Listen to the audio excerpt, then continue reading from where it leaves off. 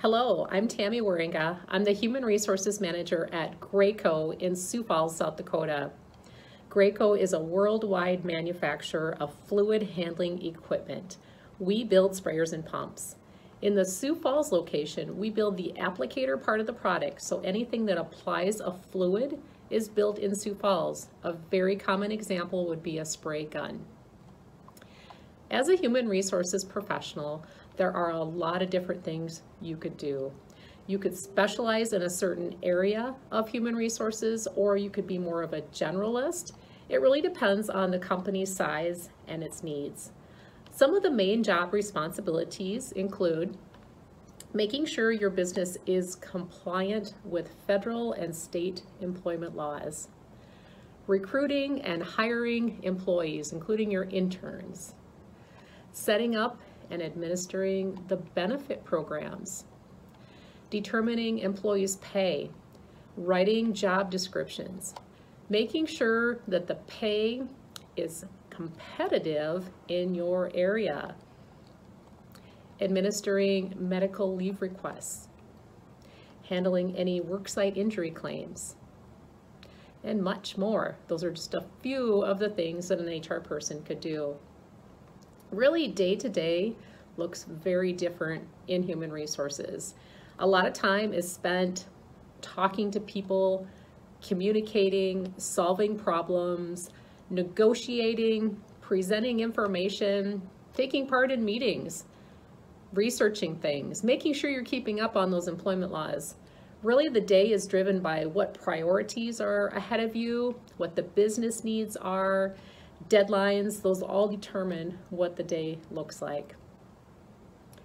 The education required for a human resource professional position is a minimum of a bachelor's degree in business or management. A master's degree would be required for higher level positions. A certification in human resources is also something that is very common to help an HR person build their resume. My job story. I didn't choose HR. I actually wanted to be an accountant. I went to school for accounting, and my first job in accounting, I found I didn't enjoy it as much as I thought. Then the company announced that they were moving my job to another location in the United States.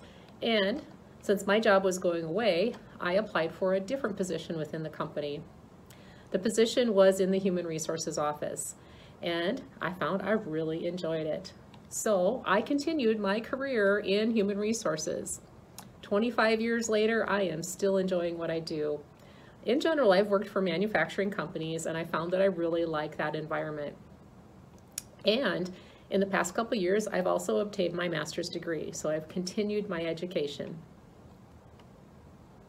My advice to you is to always keep an open mind and be willing to listen.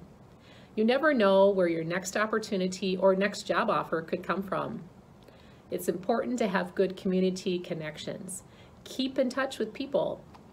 Be willing to help, be willing to volunteer. It can be both personally and professionally rewarding.